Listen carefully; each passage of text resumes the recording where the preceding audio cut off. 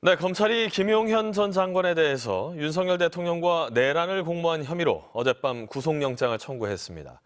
가뜩이나 거센 야권의 압박에 더해서 윤 대통령을 향한 강제 수사도 초읽기에 들어간 분위기입니다.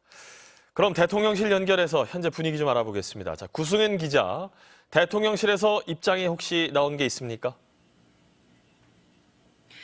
네, 현직 대통령 출국 금지라는 초유의 사태에 김용현 전 국방장관 구속영장에 윤 대통령은 내란 혐의 공범으로 적힌 것으로 알려졌는데 대통령실은 침묵을 유지하고 있습니다.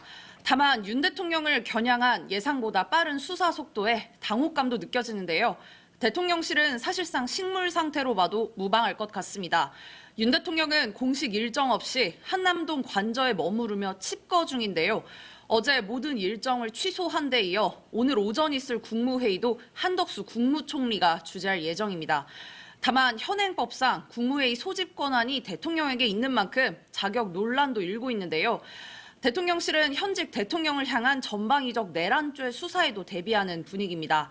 민정수석을 중심으로 긴급체포 등 강제 수사에 대비해 법률 검토에 나선 것으로 알려졌고 또 대통령 경호처도 대통령실이나 관저 압수수색 가능성을 예의주시하고 있습니다. 하지만 강제 수사 과정에서 현직 대통령 신분인 만큼 사정기관과 경호처 간 충돌할 가능성이 있는데요.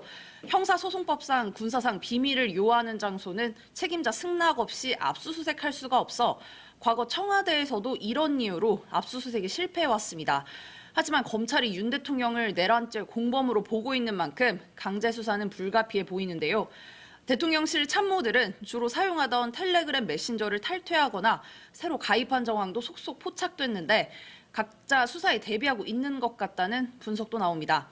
윤 대통령을 향한 강제 수사가 이루어진다면 탄핵 소추안과 별개로 또 한 번 전국이 크게 요동칠 수밖에 없습니다. 지금까지 대통령실에서 전해드렸습니다.